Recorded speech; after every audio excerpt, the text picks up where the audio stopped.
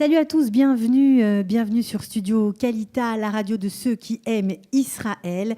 Voilà, vous voyez le logo juste à côté et derrière moi également.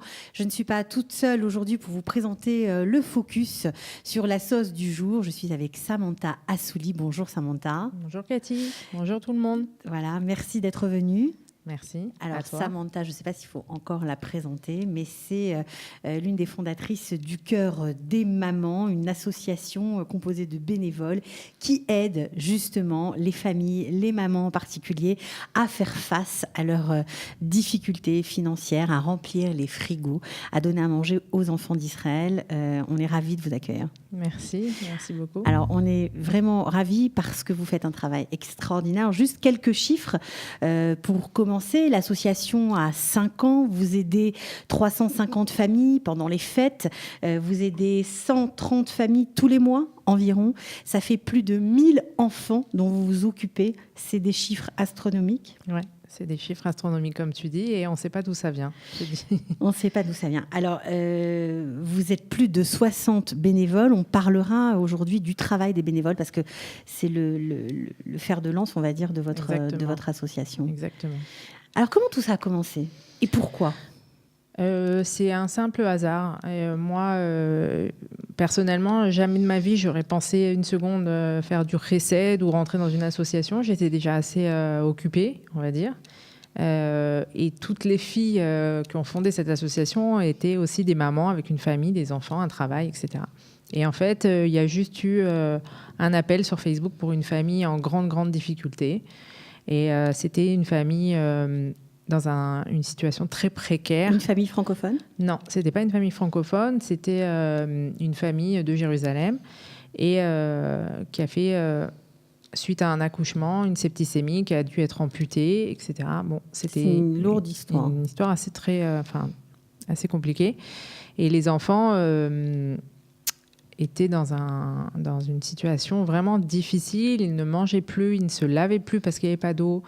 Ils allaient à l'école avec des sacs plastiques, dans une précarité etc. Très grande. Au-delà de l'opération, c'était de la pauvreté, c'était de la misère, quoi. Ça s'est rajouté, l'opération et l'amputation de la maman s'est rajouté sur une situation déjà catastrophique. Oui, c'était une famille qui n'était pas riche, c'est clair. Et puis, donc là, il n'y avait plus la maman parce qu'en fait, la maman a dû être envoyée aux États-Unis avec le papa et le bébé pour être soignée. Et donc, ils étaient un peu abandonnés, récupérés par une autre famille. Enfin, c'était compliqué. Et en fait, ça a commencé comme ça avec quelques repas de Shabbat que Déborah Attali a envoyé, a fait une chaîne de repas. Moi, j'ai juste proposé, parce que j'avais mon magasin des chalotes, des viennoiseries, etc. Et toutes les copines, Ilanit, Laura, les gens de Beit Vagan, se sont tous mobilisés pour cette famille. Donc ça a commencé comme ça. Ça a commencé vraiment avec une famille. En fait, ce qui s'est passé, c'est que moi, j'ai relayé l'appel sur Facebook. J'avais déjà un réseau via mon travail.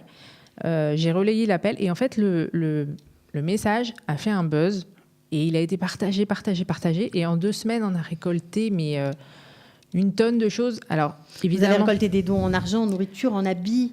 Tout. Okay. C'est simple. Les gens, ils ont vidé leur maison. D'accord. Et en fait, ce qui a facilité la démarche, c'est que j'avais mis mes 2 boutiques à disposition. Oui, parce que juste pour info, pour ceux qui ne le savent pas, vous vous occupez de la franchise Frank Delight.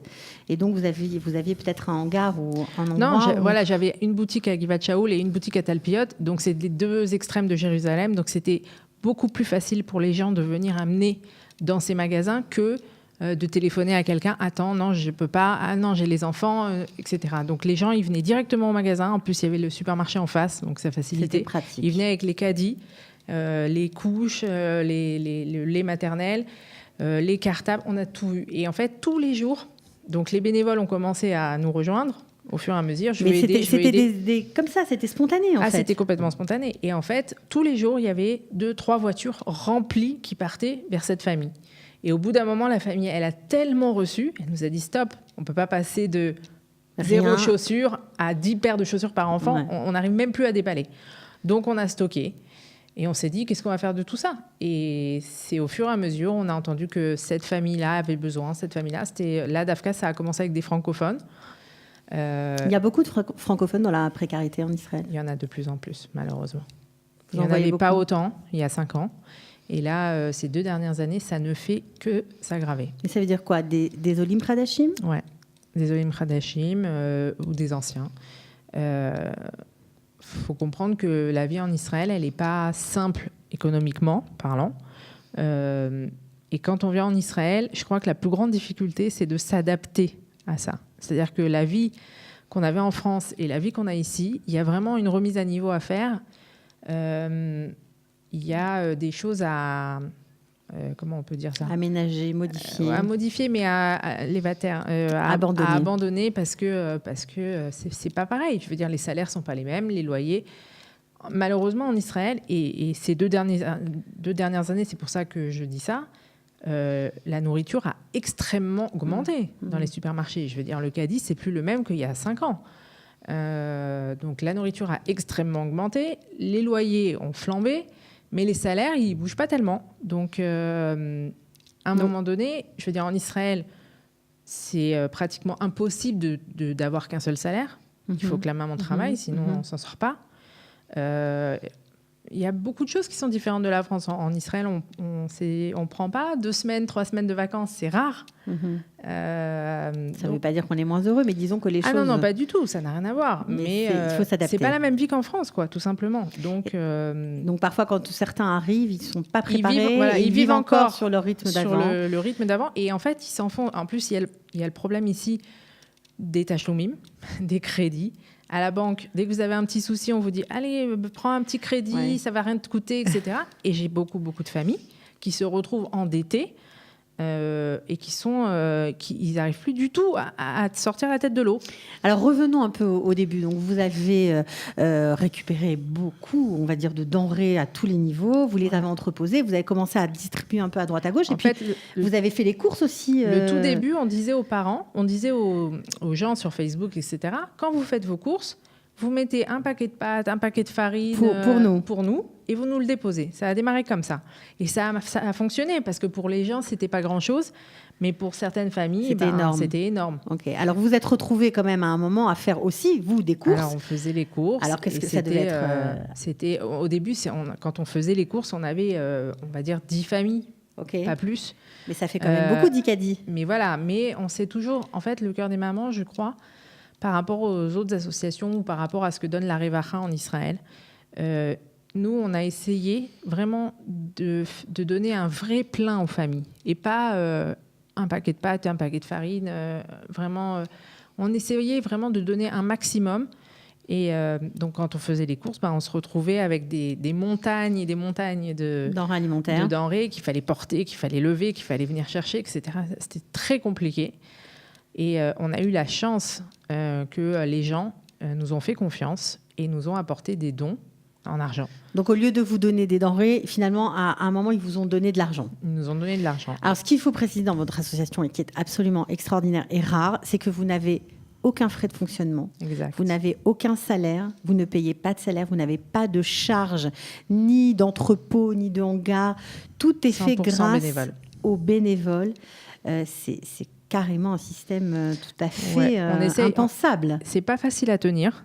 Franchement, c'est pas facile à tenir, mais on essaye c'est un point d'honneur à faire en sorte que l'association n'est pas comme une autre. Enfin, c'est pas les mêmes. C'est la grosse différence. C'est la grosse différence avec les autres associations, c'est que 100% de votre don va directement dans la bouche d'un enfant.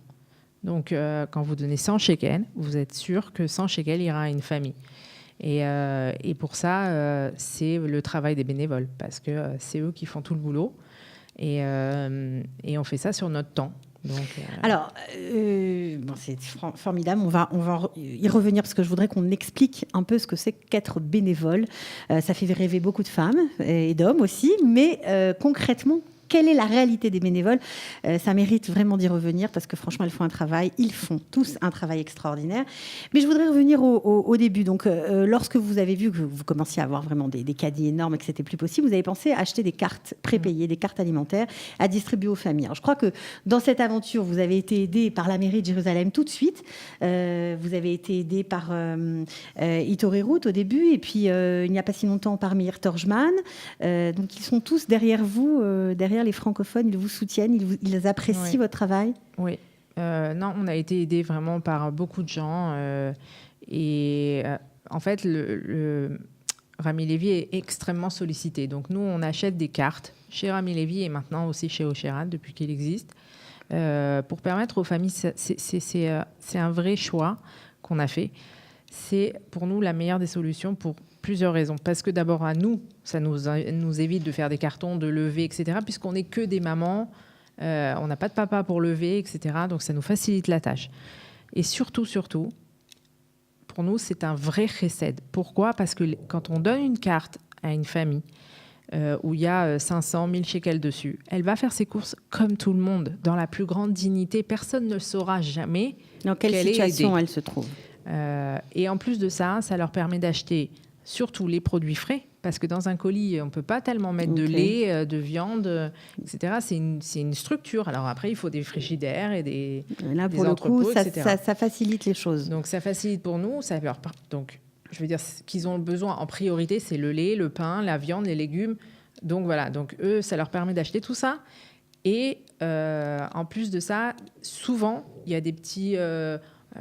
un enfant qui est allergique, des petites choses comme ça qui leur permet d'acheter ce qu'ils veulent. Enfin, pour nous, c'est hyper important. Pour eux aussi, j'imagine. Ouais. De leur donner cette dignité, en fait.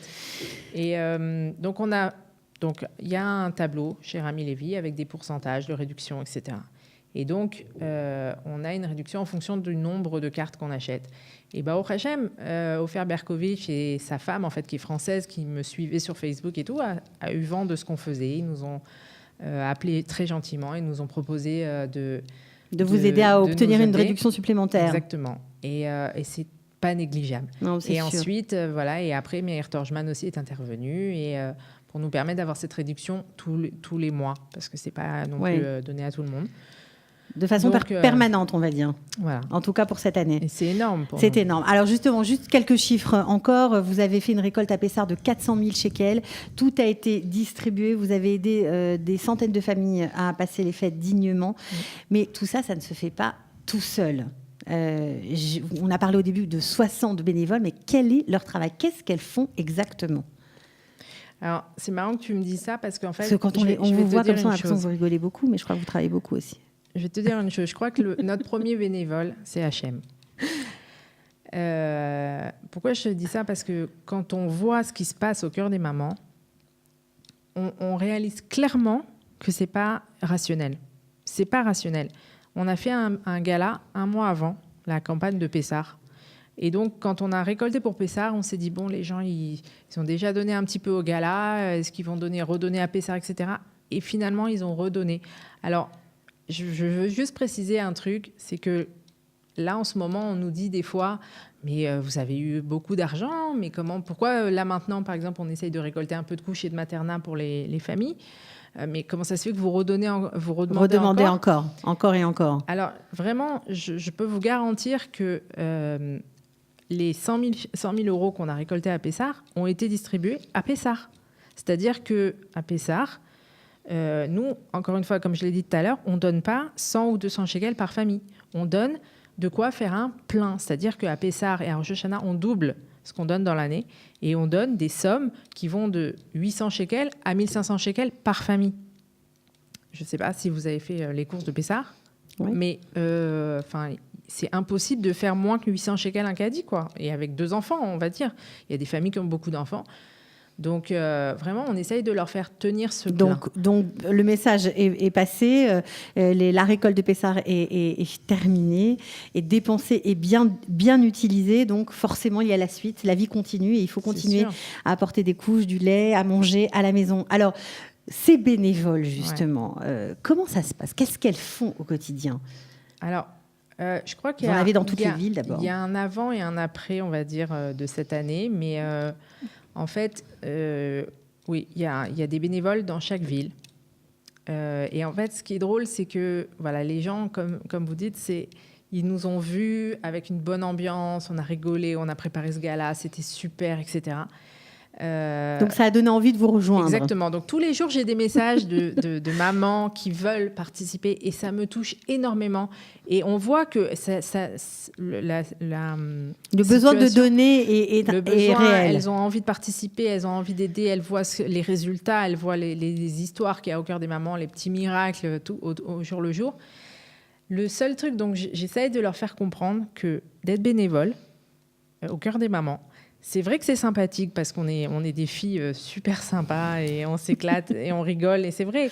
Vous le faites de façon bon enfant, on va dire. Mais par contre, c'est une vraie galère. Il faut que les mamans qui veulent rentrer dans le cœur des mamans le sachent. C'est une vraie galère. Il faut porter, il faut faire sans arrêt des allers-retours. Toute la journée, on nous amène par exemple des couches ou du maternat ou des trucs pour les mariés. Là, par exemple, on fait une Arnasat Kala pour une petite mariée qui n'a rien. Donc, sans arrêt, il faut aller chercher là. Voilà, je t'ai déposé. Donc, le travail, c'est beaucoup des allers-retours. C'est énormément d'allers-retours, c'est énormément de portes. Enfin, faut porter, faut amener, faut téléphoner sans arrêt aux gens. Où tu es, où je vais récupérer, etc. C'est un vrai travail. Est-ce que les femmes doivent être libres tout le temps? Elles doivent donner... Non. Vous avez un planning? Comment vous organisez? Non, nous, on fait en sorte que, pour que ça reste 100% bénévole, oui, bien sûr. On fait en sorte que l'association doit passer après nos vies. C'est-à-dire que une maman qui travaille, qui a des enfants, etc., elle s'occupe d'abord de son travail, d'abord de sa famille, et l'association, ça vient après. C'est-à-dire que si on a 1 heure à donner pour l'association, on donne 1 heure. Si on a 2 heures, on donne 2 heures. Mais qui gère toutes ces bénévoles? C'est vous? Non. Oui. Elle est modeste. Non. Elle ne veut pas le dire, d'accord. Non, mais c'est des amis, c'est même pas des bénévoles et c'est pas une. Non, mais d'accord, mais je veux dire, il faut bien que ça s'organise. Ok, il n'y a pas de hiérarchie, on a bien compris, mais quand même, il faut que le travail se fasse, il faut que les choses se fassent. Ouais, mais là maintenant, depuis le gala, en fait, et c'est très drôle, je vais juste raconter une anecdote. On a faut dire, pour ceux qui ne vous connaissent peut-être pas, vous avez organisé plusieurs galas en France notamment, en Genève, Suisse et à Marseille. À Marseille et aussi. Et là, c'était la première fois qu'on faisait en Israël, en fait. Et en fait, parmi nous, il y a une bénévole qui a travaillé dans une association pendant longtemps.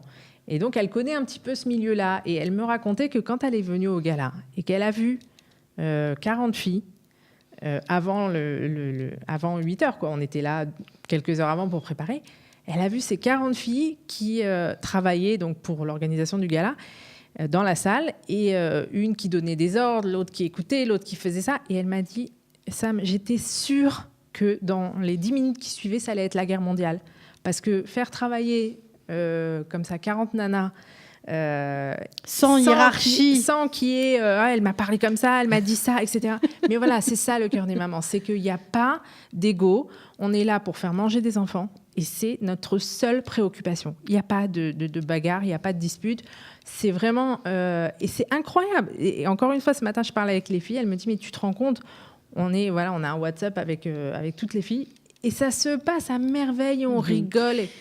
Et vous êtes efficace, très efficace. Quoi. Non, c'est pas donné à tout le monde, surtout quand vous travaillez sur plusieurs villes différentes, se coordonner, c'est pas toujours évident. Et donc, en fait, les bénévoles qui nous ont aidés au gala, on se connaissait pas. Ça veut dire, il y a des filles qu'on a connues au gala. Et depuis, en fait, on est devenu une famille. C'est vraiment ça. On est devenu une famille. Qui aide d'autres familles. Qui aide d'autres familles. Et il y en a de partout, à Ashdod, à Netanya, à Ranana, à Tel Aviv, de partout. Alors, quel était l'accueil que vous avez reçu parmi les associations francophones Extraordinaire. On vous aide? Oui, énormément. On travaille avec plein d'associations. Okay. C'est tout le but du Chesed. Je veux dire, il n'y a pas de guerre là-dedans. C'est horrible de dire vraiment. Non, mais c'est bien de le dire. Franchement, non. On a été, on s'aide, on travaille beaucoup avec la Revacha aussi. Il y a maintenant des francophones dans la Revacha, donc ça nous aide énormément. La Revacha, vous pouvez traduire pour ceux qui ne connaissent pas. C'est les services sociaux en Israël. D'accord. Donc il y a des assistantes sociales qui nous aident à vérifier les familles parce que évidemment, alors le Cœur des mamans, c'est une association qui travaille avec le cœur. On veut éviter cette administration qu'on voit dans les autres associations où il faut remplir des dossiers, etc., etc. Mais ça n'empêche pas de vérifier. Qu'on a un minimum de vérification. C'est un minimum, quoi. Okay, c'est pas notre argent, on a une responsabilité. Bien sûr. Des projets pour bientôt, peut-être pour cet été? En fait, je ne sais pas encore si ça va se faire ou pas, mais on a un petit projet qu'on avait voulu faire l'année dernière et qu'on n'a pas eu le temps. En été, pardon, il y a un problème un problème qui est assez conséquent pour les familles, c'est que quand l'école s'arrête, il y a beaucoup de mamans qui se retrouvent coincées, littéralement coincées, et qui ne peuvent plus aller travailler et qui ne vont pas pouvoir non plus payer des caïtanotes ou des garderies pour leurs enfants, pour leurs bébés. Et donc, du coup, elles se retrouvent et qu'elles ne peuvent plus aller travailler. C'est un problème très compliqué pour elles. Donc, nous, on aimerait bien, je ne sais pas pour combien d'enfants, mais on aimerait bien financer la caïtana pour plusieurs enfants. Donc, le centre aéré. La garderie, okay. Au moins pour le mois de juillet, on va dire, pour que les mamans puissent continuer à travailler. Parce qu'on se dit, c'est vrai que ça coûte cher, les caïtanas, pour les enfants. On est en train de voir avec les mairies, les matnas, etc., si on peut avoir des réductions, évidemment. Mais d'un autre côté, si les mamans restent coincées à la maison, elles ne vont pas travailler. Donc, il n'y a pas de loyer payé, il n'y a pas de frigo rempli. Donc, c'est un cercle vicieux. On se dit qu'il vaut mieux payer à un enfant la garderie pour que la maman puisse être indépendante et s'en sortir toute seule, en fait. Quel serait votre plus grand souhait aujourd'hui ? D'arrêter. D'arrêter, évidemment, d'arrêter. Malheureusement, ça ne fait qu'augmenter. C'est ça qui est dramatique. Mais je ne sais pas. Je vous dis franchement, le Cœur des mamans, aujourd'hui, c'est une association extraordinaire. On voit des miracles tous les jours. Et vous suivez aussi. Avec ceux qui donnent et avec ceux qui reçoivent, bizarrement. On est soutenu par le Rav Kanievski et sa fille. Et la bracha, on la voit au quotidien. Mais vraiment, c'est pas rationnel ce qui se passe dans le cœur des mamans. Et il y a quelque chose, en fait, je voulais juste revenir sur l'essence du cœur des mamans, parce qu'on n'en a pas parlé, pour juste que les gens comprennent c'est quoi. On a défini, en fait, là, récemment, le cœur des mamans comme des urgentistes. Pourquoi ? Parce qu'en Israël, quand on a un accident de vie, alors, les familles qui sont aidées, c'est des familles qui travaillent. Des accidents de vie, ça arrive à tout le monde. À tout le monde. Bien sûr. Ça peut arriver à n'importe qui, et c'est pour ça qu'on fait en sorte de dire aux gens qu'il ne faut jamais juger parce qu'on ne peut pas savoir sur qui ça peut tomber. Et donc, il y a des accidents de vie, ça peut être la maladie, ça peut être un handicap, ça peut être un enfant avec un accident, n'importe quoi. Et quand l'accident de vie arrive, le temps que la famille s'organise, le temps que la famille aille voir les administrations israéliennes pour recevoir de l'aide, ça prend au moins 6 mois, facilement. Et pendant ces 6 mois, il n'y a personne.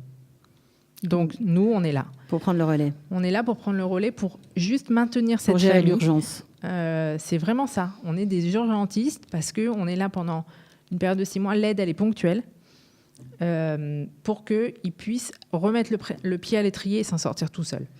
Alors écoutez, Samantha, c'était passionnant de vous entendre. On a parlé longtemps, on aurait pu parler encore et encore. On vous souhaite bien que de la hatzlacha, beaucoup de réussite dans ce que vous faites. Nous aussi, on espère que ça s'arrêtera, mais tant qu'il y a de la pauvreté, on espère que le Cœur des mamans continuera à faire ce travail exceptionnel, je le répète. Pas de frais de gestion, pas de charges fixes. L'argent donné, récolté, va directement aux enfants qui en ont besoin, aux familles qui sont vraiment parfois dans la misère, dans des situations dramatiques qu'on a du mal à imaginer. On ne cessera de le répéter. Merci pour ce que vous faites. Merci pour nous. Beaucoup. Merci pour eux. La seule chose, voilà, le mot de la fin, je vais vous dire. Si vous me demandez ce que je souhaite, on a beaucoup de familles au Cœur des mamans qui ont été aidées et qui sont aujourd'hui donateurs. C'est la plus grande des réussites. Ok, alors sur ces paroles d'espoir, on va se quitter. Merci beaucoup d'être venue, Samantha. On peut bien sûr vous trouver sur Facebook, Le Cœur des mamans, Samantha Souli, c'est facile. Et aussi, évidemment, sur la page du studio Qualita. Vous pouvez cliquer en replay si vous avez raté l'émission en direct et écouter ces sages paroles de Samantha. Merci beaucoup. Avec plaisir. À bientôt. Bye.